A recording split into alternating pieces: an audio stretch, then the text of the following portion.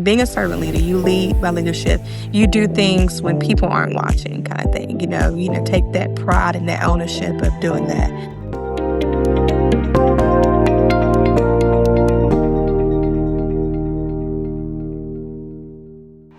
Welcome to Lead with Heart, the podcast for people that believe compassion and impact go hand in hand.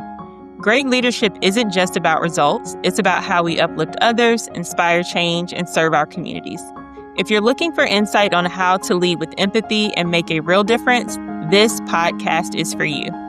I'm your host, Moryah Jackson, and I'm glad you're here. Today's conversation is one you won't want to miss. My guest is Brittani Richards, and we're diving into being an emerging leader, how we can lead with heart, take action, and build communities that truly put people first. Let's get started. Brittany, thank you so much for joining us on the Lead with Heart podcast. I'm so excited to have you here today. Thank you. I'm excited about being here too as well.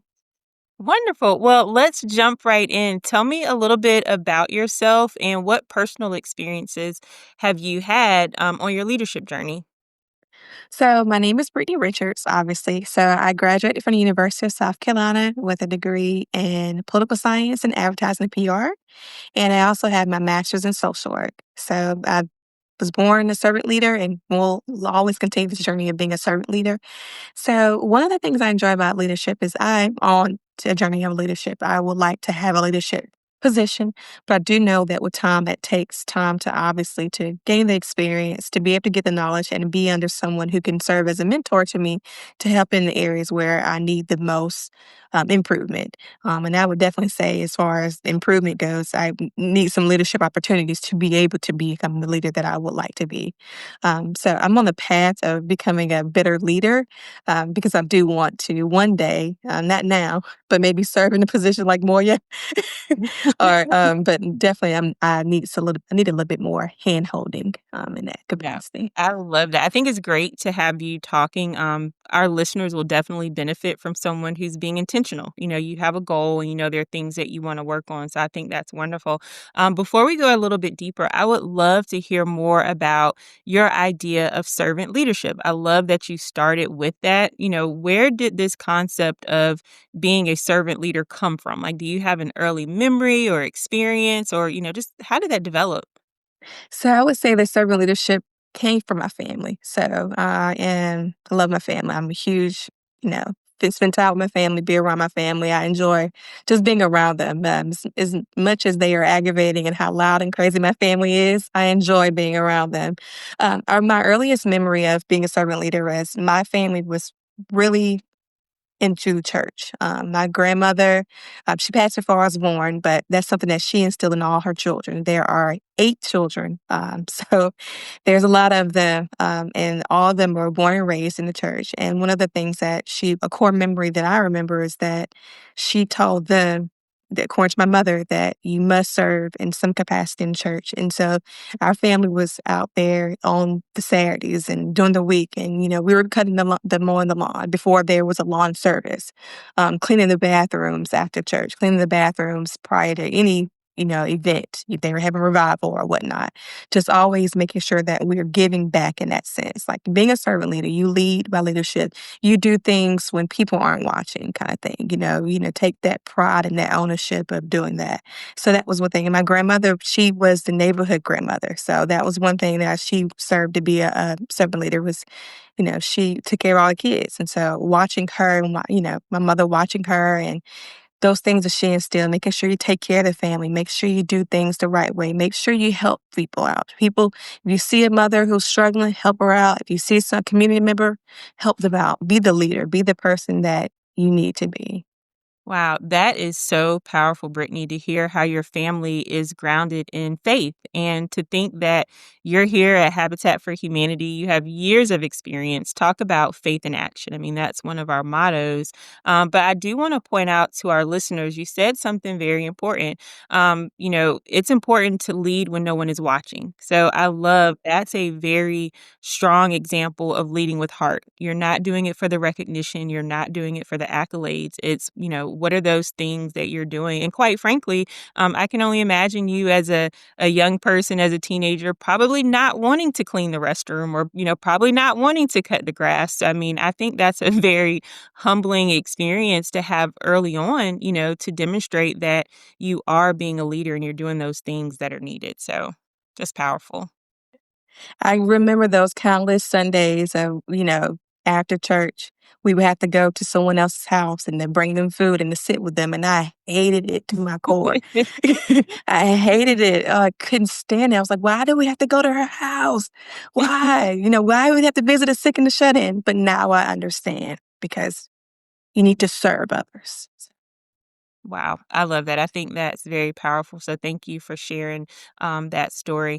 Can you think of other examples of you leading? What when you were in high school or when you were in college, did you have any leadership roles that you assumed? And are there any lessons that you might have learned from those experiences? Oh, yeah, for sure. There's some major lessons I've learned. So I could think I started in high school. High school, I was on a band, so band geek over here. Played the clarinet, and so one of the things is that I was a I guess I can't remember the title, but I was a co-person that led our line, a clarinet line. We were really big into our community as far as the marching band and stuff like that. So we had a section. So I was a co-leader of the clarinet. I wasn't the best co-leader, I must say. I didn't have the, that wasn't the best, but I did have that responsibility. The other responsibility I had in college was being when they were group presentations, that I was always appointed that leadership role to make sure people stay on task with getting their projects, getting whatever role they had to do submitted. And also, one other way we did was we actually in social work when I was doing my master's degree, that there was an opportunity where we could advocate for the human trafficking bill. And so I was also part of that leadership role where we had to submit documents, meet with our Congress people, tell them how important this bill was needed in the state of South Carolina with all the issues that were surrounding the human trafficking. So those are some of my core portions of that I remember where I led. And I'm leading now to being a mom, so I don't know if that works. Absolutely, absolutely. That's definitely a leadership role. First, I would like to say I'm also a fellow clarinet player. So I played clarinet in middle school, absolutely enjoyed it, but I did not take a leadership role. I did not have a chair or anything like that. But for the listeners on this podcast, I absolutely love how you talked about your self awareness. You said I was not the best co chair. So when you talk about leading with heart, it's so important to be self aware. And, sometimes what we think of ourselves and what others think of us may not align, and that perception really matters. And so I just commend you for recognizing it. Maybe it's hindsight, maybe it's maturity, but, you're like, hey, I was not the best co leader. So I would love to ask you, just to, dig down a little bit deeper. What are some of the reasons why you think you were not a good co-leader during that time? And are there any lessons that you may be able to share with our listeners who want to develop their leadership skills, specifically leading with heart?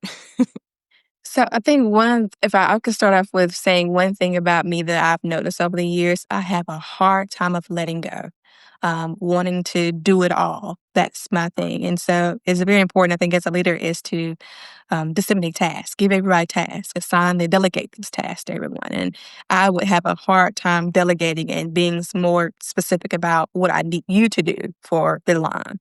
That's one way I struggle. And the other young lady, she had no problem. And maybe it was because I was shy, a little bit more reserved, and she was more, you know, she came from a military background. So it was more of, she had that core part instilled in her, and I didn't. But that's one thing that I definitely noticed that I struggle with, and I struggle with this to this date. It's something that I'm trying to get better at, just letting things go.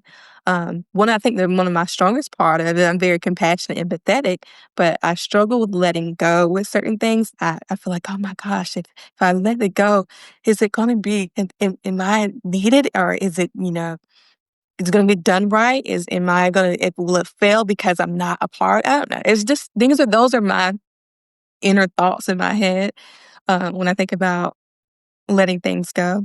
But that's one way that I think I would go back to myself and just say, let it go, trust, and delegate these tasks. Be firm, but not, you know, be stern. Like I try to tell, things I want to do with my daughter. I don't want to yell. I want to be stern and say, I need you to do this. So be mindful. Wow, that's very powerful. I mean, I think you nailed it. When you talk about leadership, sometimes people think the leader is the person who's supposed to do the work. And I think that's a big misconception. Leadership is a social process, and you have to work with people. And if you don't have followers, you're not a leader. So leadership is really about influence and, how do you inspire people? How do you motivate people? And you nailed it. It's very difficult. Accountability is hard. So yes, you need to delegate, but it's so important to delegate and make sure you're delegating authority, make sure the person has the skill set to do what's needed, and make sure there's clarity. One of my favorite quotes is from Brene Brown. She'll say, clear is kind and unclear is unkind. And sometimes I think maybe we as leaders, we know what we want to do, we have a vision and we want it done our way. And sometimes we don't always clearly express that. But in my experience over the years, once I learned how to let it go because I think it is a skill set. I think when I was a emerging leader, I've still wanted to control things and do things. But once I learned how to trust my team or trust the group that I was working with, oh my goodness, Brittany, it's amazing to see how much people can accomplish and people can do when they're motivated, when they're inspired, and they're able to use their skill set. So, just from a leading with heart perspective, it's amazing that you have that self awareness and you know what you want to work on, but also that you understand, like, hey, I have to develop this trust. I have to build this trust and I have to let things go. And I think that's the beauty of leadership because I do believe when you work together, we accomplish great things. So that's awesome. Good. I love the reflection. I think that's wonderful, especially for listeners who want to develop that skill set. So that's powerful.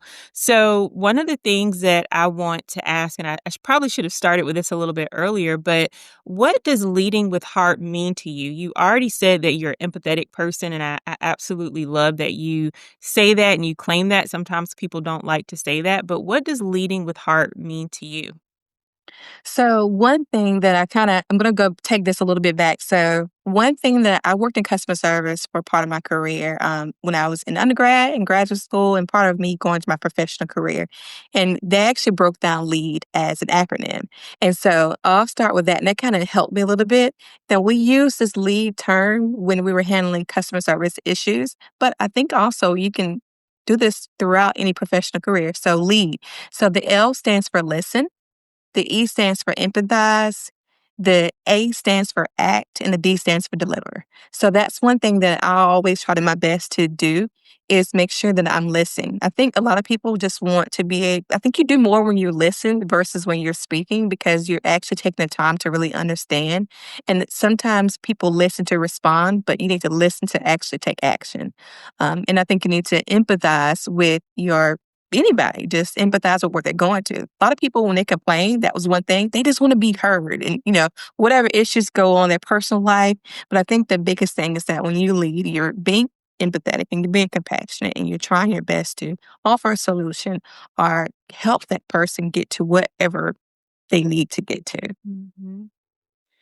Brittany, that was powerful. I'm just thankful that you had an opportunity to work at an organization that made that acronym very clear and talk about something that can be applied in different environments and situations. So I think that's great experience. And customer service is a hard job. So you Yes. probably had to listen to a lot of gripes, listen to a lot of complaints. You probably had to apologize more than you needed to. But I always say jobs like that or working in retail definitely help you understand humans and human nature and, how to be a little bit more kind and empathetic.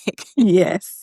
I think that before anybody goes into the workforce, there are two places that they need to work in. I would think the restaurants or retail. Those are the two industries I think before. That way you can really understand. Now, I think that's wonderful. So thank you for sharing that. I think that's really great. There's a lot going on in the world right now. There's a lot of tension and unease. What's something that gives you hope at this moment? At this moment, I think I mentioned this before. I'm a new mom, so what gives me hope is seeing the world through my daughter's eyes, um, and making sure that I'm doing the best I can be. So what gives me hope is that the hope for a future, hope for better, in a sense where, there's, we pour into our younger folks, then we can have a better future, a better hope.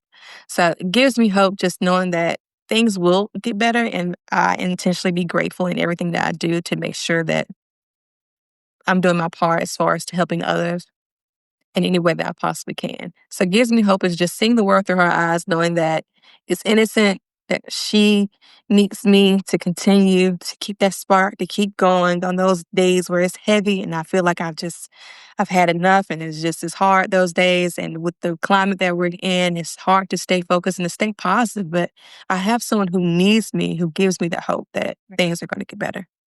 Wow, that is so powerful. It's amazing, when you become a parent and you see the world through your child's eyes. So I think that's a wonderful thing. And, we're on the topic, and I'm glad you brought it up about being a parent. How does parenting shape your leadership? Ooh. For the first time, I've had to kind of to take notice of things that I need to work on. Speaking up for myself, I struggle. That's something else I struggle with is just not speaking up for myself. But I know in order to be an advocate for my daughter, I have to speak up for myself. That's one thing I have to. How can I go in and be my daughter's advocate for school and anything to go on with her life? I have to be better. So that's one thing I think is shaping me is to have a voice, is to stand up when something is wrong and you don't feel right about something. Don't sit back and be quiet, but be forthcoming, not in a rude way, not in a condescending way, but just be flat out and just say, hey, these are my major concerns. And don't let anybody downplay your feelings. Like your feelings are valid. And so that's something that I'm making sure that I am intentional about doing as far as that I've recognized that that's not a strong suit, but I'm becoming more, aware and like, no, I stood up to a doctor and that was surprised, I surprised myself. I was like, I can't believe I said that. I can't believe I did that. Like I just stood up for myself. I even stood up for myself in a grocery store one day. I was like, no, I was here first. You need to, and that old me would have been like, you know, go ahead and no, you need to wait just how I waited in line. So I think it's kind of showing me just, and also patience, struggle with patience too as well. I have to be patient. I think the God gave me a clingy Velcro baby for the very reason is to work on my patience, to work on standing for myself, and to work on just making sure that I'm aware of her needs and putting her first. I absolutely love that. So, I'm a mother too. So, I have two boys, and I really do believe that when you become a parent, I feel like leading with heart definitely changes. I feel like my children have opened my eyes to so much and really helped me become a better leader. And so, I know your experience and all that. I'm glad you're reflecting on it, you're processing it, but it's an amazing responsibility to take care of children, and it definitely gives you hope for the world. And like you said, you have somebody that needs you. So you're going to do the best that you can to take care of them and also make sure what they inherit is actually, in a good place. So I think that's really powerful. So enjoy the journey. I know it's very cliche, but it definitely goes by really fast. Definitely, for sure. um, when have you most felt aligned with your purpose in terms of your leadership and what you're doing? Working in the nonprofit industry, I knew that from the get go, I wanted to serve. I wanted to help others in a sense. And I think when I knew I was in my purpose is when I wanted to be, especially in this arena of affordable housing. Um, Growing up, it was no brainer for me to become a homeowner, right? That was just to lead the path, right? Everyone in my family owned their own home. It was just kind of like, okay, you graduate, you get a job, you become a homeowner. And, of course, there are some things go on in the middle of that. But I think in my ignorance, especially when I was younger, not really understanding that not everybody has an opportunity to become a homeowner. And there are so many people out here who want the American dream, but cannot afford it. And so, especially working in this industry. So that's where the drive me is to make sure that, okay, this is something that I know people need. People need a safe, affordable decent housing. Like that's just something to me is a no-brainer as having free water and free electricity. It's a no-brainer to me. You need to have that, and everyone should have access to that. And so I think that that's one thing that's driving me toward my purpose is to make sure that everyone has those like the same playing field. It's almost as if, especially in our society, there are different layers. I think everybody should have the same playing field. Whether you take advantage of that playing field, whether you want to play the sport or not, you have access to the ball field. hmm Wow, that's powerful. I'm just thankful that you're able to be in a career where your values align with your purpose and your skill set. So that's wonderful. I commend you for that.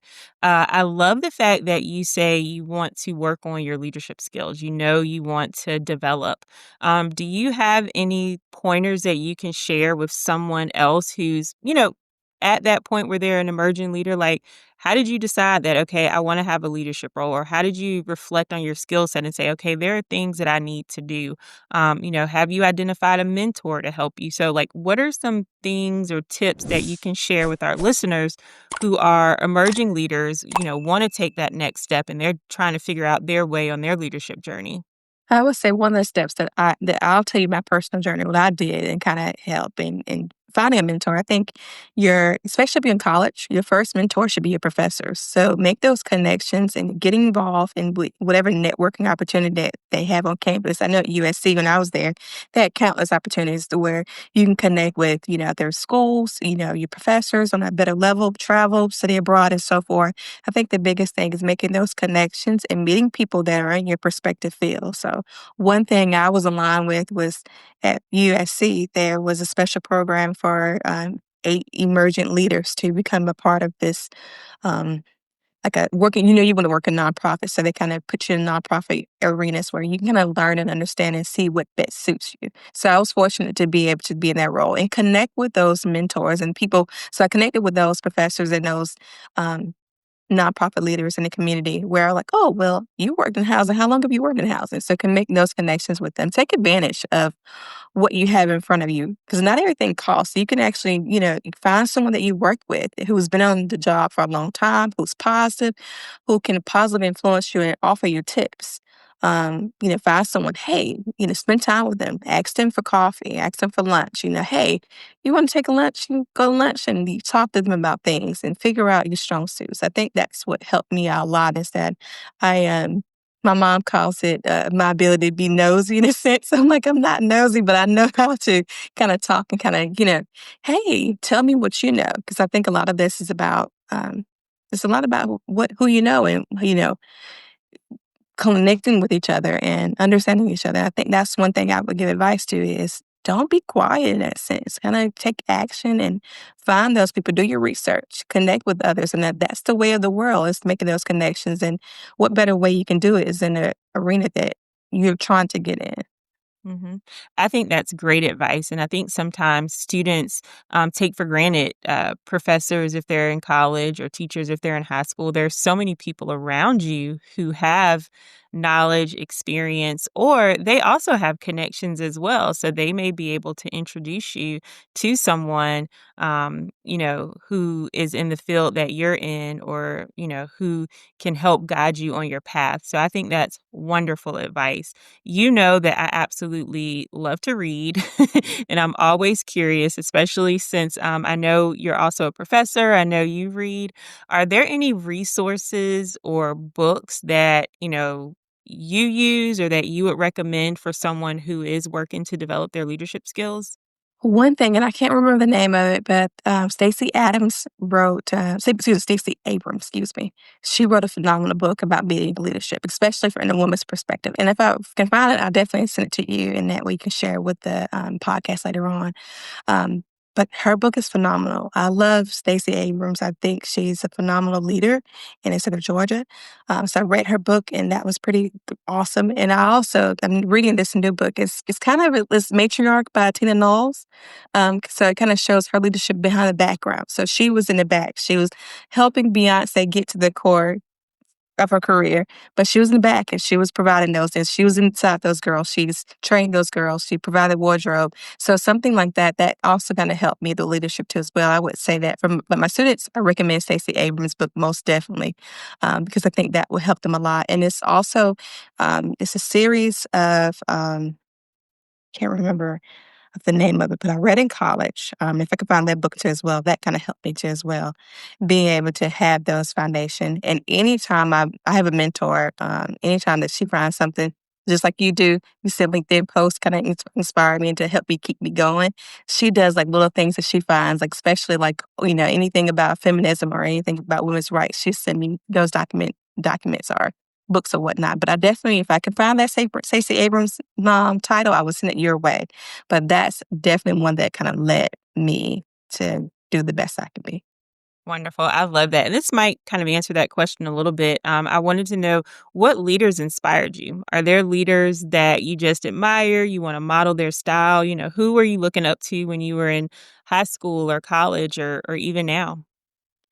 Okay, so I can kind of break that out. So my whole life, I looked up to my mother as my leader for middle school, high school, and college. And then I'll talk about my career professional. But my mother, to me, my mother was everything. Like she is everything. This woman was a single parent. She went to school, college, to 3 degrees. Um, things that she experienced, I had no idea that she was experiencing that because I never saw it. I was a child. And that was one thing I admire about my mother is I never saw any adult issues and adult problems.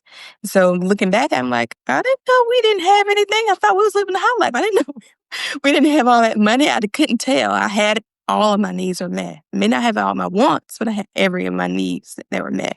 And so looking at her and serving and seeing community dependable mother, great. She just did everything. She went to school. She was positive. And so she was career minded. And what that's one thing is she had a goal. My mother's very driven. So when she has a goal, she's going to do everything that she can to make sure that goal is met. And so going from the bottom level at Blue Cross Blue Shield to the top level, that was just phenomenal seeing that transition. So I would say that's definitely my first person I saw in leadership role. And I think the other one would be Karen Oliver. She was one of my instructors during my internship. So she was able to help me and take me under my wing and kind of show me the ropes and say, hey, make these connections here. Or she would be very blunt and I would have an issue and she would have you thought about it from this perspective? I think sometimes when you have an issue, you only see one side, but you don't see the other person's side of the issue. And she would make me think. I'm like, well, there you go. You're not taking my side. And she's like, I am. I want you to look at both views so you can see. Sometimes it's not all about what you see, it's about what goes on the other side.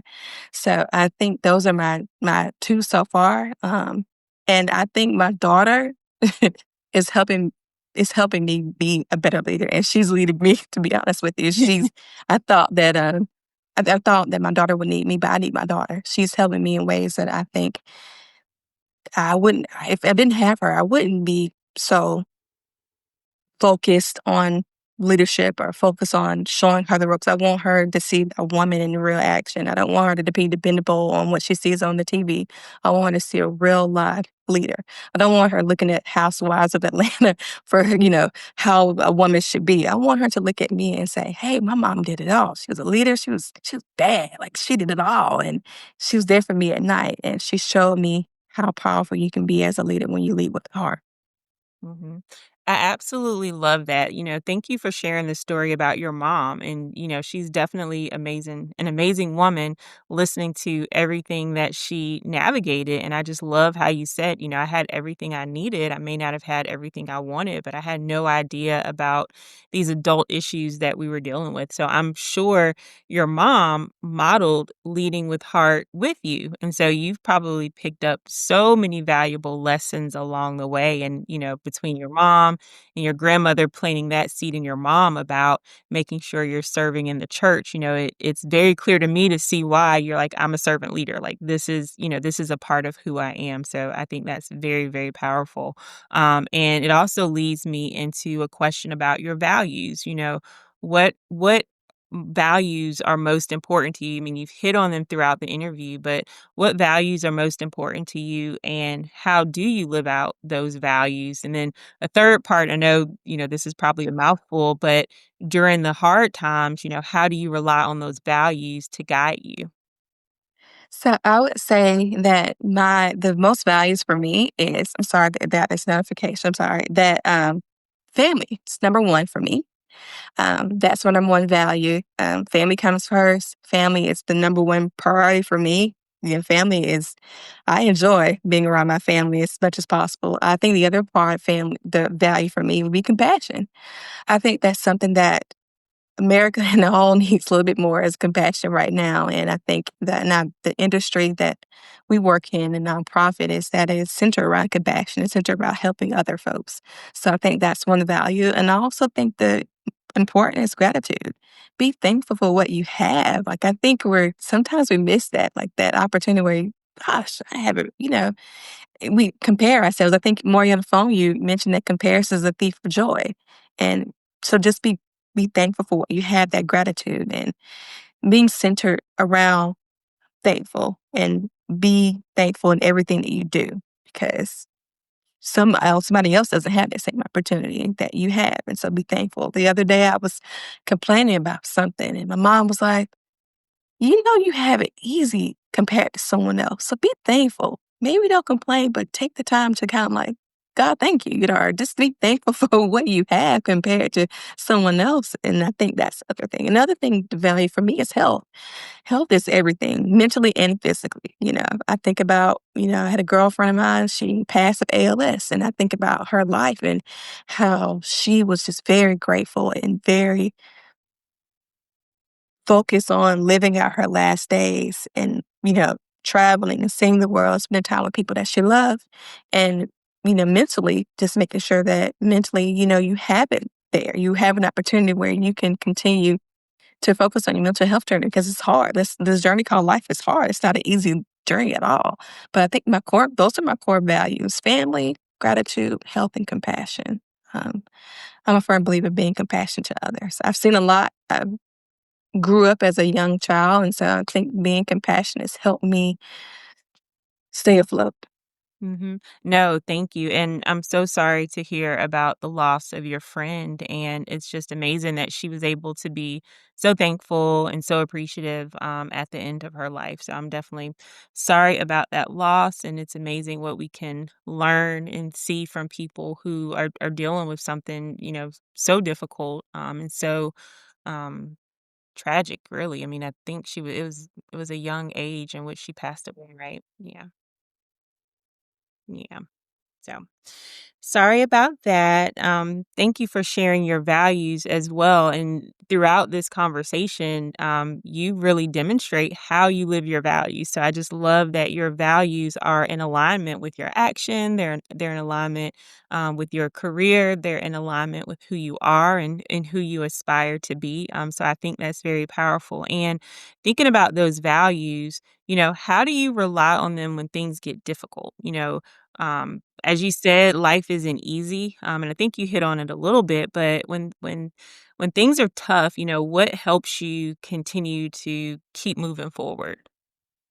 Ooh, it's tough even with that. I think empathy kind of you know, keeps me going forward, and to realize to remain compassionate and to remain understanding. And it, things are tough right now for everyone. And, well, I know for sure in my household, things are going really tough. I think if I would tell someone is to make sure that you remain compassionate, is to remain empathetic, that you continue to have a kind heart and a giving heart. Um, I have a tendency to want to, my mom says people are going to take advantage of you if you don't get a hold of, people take advantage of people who kind hearts. And I understand that. And I tell her all the time, well, that's on them if they take advantage and they use it. I've done my part, as far as in that sense. But what leads me to continue the hard season, I think it's just knowing that eventually it's going to get better. It has to. It has to. Think it can't always be like this. that keeps me going in those hard seasons and just knowing that I'm doing it for a bigger purpose. Mhm. That's powerful. I absolutely love you saying that, you know what? If someone takes advantage of me, that's on them. I truly think that's a demonstration of leading with heart.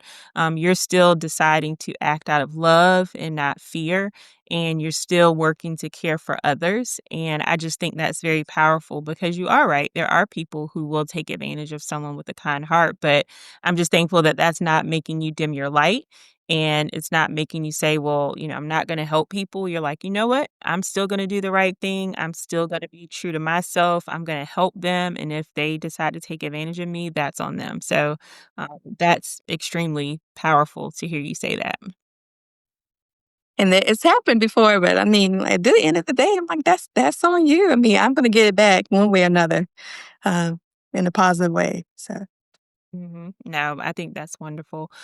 What tips or advice would you give for emerging leaders to lead with compassion, lead with empathy, lead with heart, lead with kindness, all of those good things that may be somewhat of a challenge these days?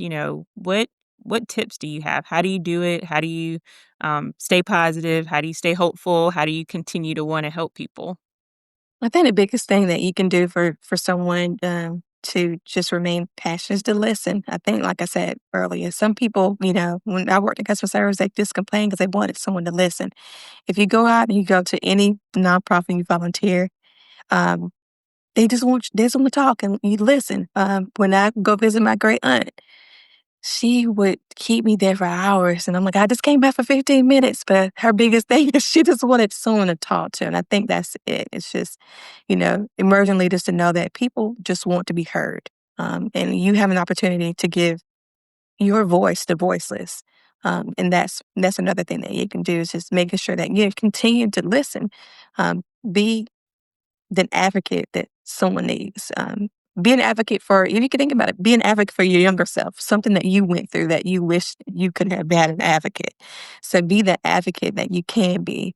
Um, Listen, like I think that's the biggest thing, and listen take action, not just to respond, but really listen, and just be empathetic to what someone else has going on, and walk a mile in someone else's shoes. And there's this, I think the walk with, I think the police department, if I'm not mistaken, are walking in ladies' heels.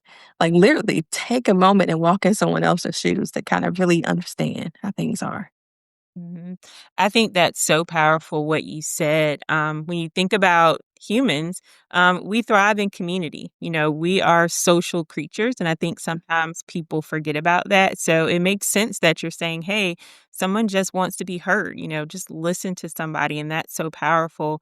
And even more so, I love that you pointed out listen to understand and don't listen to respond. And I know that's easier said than done. One of the things that I like to tell my sons often is you have two ears and one mouth for a reason. And so you're supposed to listen twice as much as you talk.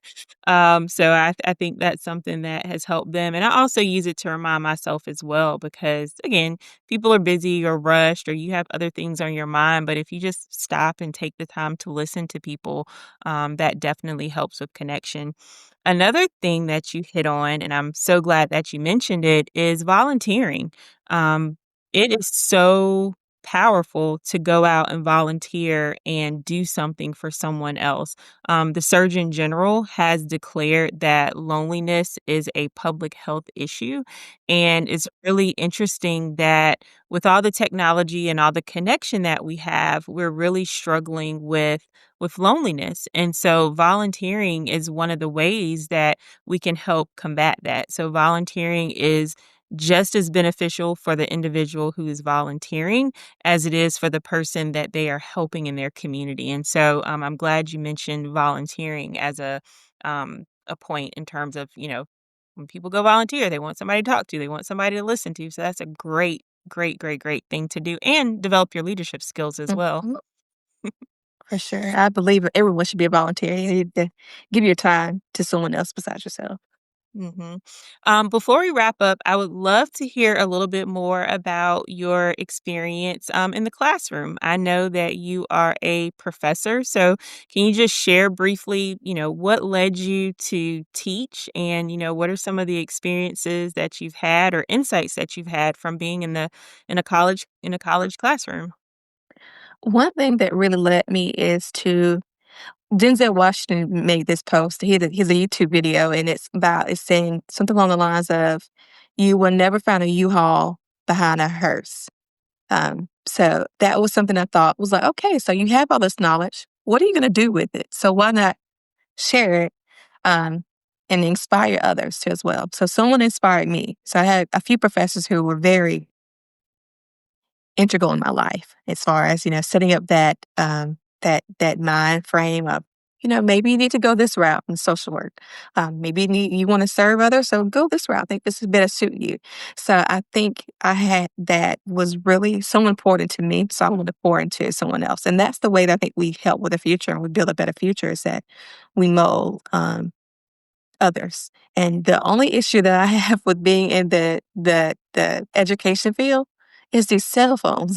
So it's hard to sometimes with these kids is that they are constantly on their phone and like you're trying to, inspire them and to have them excited about the field of social work. And it's kind of pulling teeth at the end of the day because they are ignorant in a sense where they don't really understand. Like they know that there is an issue, obviously, but what can I do? How can I explore that? So I think that's other things that can help me too as well. I give them real time advice and so they're looking at videos and I didn't know that was going on. Yes, because the thing is life outside your cell phone. There's life outside of TikTok and Instagram. There's a whole world out there. You can put it down. Go touch some grass. So I think that that's something that that's really inspired me is just making sure that the teachers that so important to me. So I have to get this information out. Like I cannot keep it all to myself. And I think that's imperative for our future is to pour into our youth and, inspire them to be better. That's really powerful. And again, you talked about it, cell phones and technology. I think there's a place for it, but we really do need to work on finding the balance. So, I love that you talk about empathy, you talk about kindness, you talk about compassion. What are small things that people can do to help others or to listen or, just make a difference in someone's life? I think one thing you can do, if you're on a plane and there's a screaming baby on the plane, do not complain about it. Go and ask that mom, is there anything I can do? Help her out with something. I think that's small task. If you see an elderly woman struggling with her groceries, if she's trying to get the groceries from the grocery cart to the trunk, offer assistance. If there's an opportunity where you can, serve on a committee in your church, and there are so many committees to different churches that if you can have an opportunity where you could maybe volunteer your time, like maybe your church is sponsoring a bill, maybe do that. There's an opportunity for you to see, like we have a neighborhood Facebook group where, they can post things. And if you see them, hey, I need a babysitter or I need someone to watch this. If you see an opportunity, if you see someone who's older who cannot drive anymore, maybe offer to drive them to, their doctor's appointments. Take that lead. If you know that there is anything that you can financially donate, this works too as well. But I think that's something that was a small task they can do is just, really take the time out to kind of give your time. There's nothing priceless about getting your time. Spend time with your relative who needs more assistance. Everyone has an older family member. Maybe you bring over groceries, or maybe you drop $20. My great aunt, she used to lose her mind over $20. I'm like, it's $20, but in her mind, she was like, it was everything. So giving your time and exploring that and offering some assistance, the small things that you can do. Volunteering a couple hours a Saturday is anything. Offer to cut the grass for someone who's recently had surgery. Those are small tasks that anybody can do. I love it. That's a great list of ways to help connect and build community and care for one another. So those are wonderful. Is there anything else that we did not discuss that you would love for our listeners to know or a piece of advice or anything? Piece of advice for sure is for me is to you kind of you kind of did this. So this is Moya's advice, and and it's to be kind to yourself. I think that's something that I'm kinda struggling with too as well, is being kind. I have a tendency to focus a lot on things I can improve and not, like, strengths. And as a social worker, I always boost about being strength-based perspective, which focuses on the client's strength versus their not the areas of needed improvement. And so I have a problem with focusing on mine versus my strengths. So just be kind to yourself and just know that you're doing the best that you can and stay, continue to strive, but be kind and don't be me. I think sometimes we talk bad about ourselves and, be kind and be gentle because you're a human and, you're trying to lead as best as you can with a kind heart. So just be kind. So that was your advice, actually. So I can't take credit. But No, I appreciate you sharing that, and I just think it's so important because I think sometimes we're harder on ourselves than we are on others or friends. So I tell people, imagine your situation, but what would you say to a friend? And, be a little bit more kind to yourself. And so I think that is so important. So Brittany, I appreciate you. I appreciate you sharing this information. I think it will be helpful for listeners who are working to develop their leadership skill. And look, you are on the right path. You're already reflecting on your skill set. You're thinking about ways to improve. So you will definitely accomplish your goals. I'm confident of that. And I definitely appreciate you being here today.